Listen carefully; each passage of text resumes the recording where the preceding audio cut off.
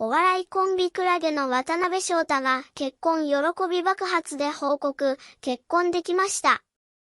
23年 M1 ファイナリストお笑いコンビクラゲの渡辺翔太、36が9日までに自身のインスタグラムを更新。結婚を発表した。渡辺は投稿で、結婚しました。結婚できました。やったーと喜びを爆発。これからも漫才頑張ります、と意気込んだ。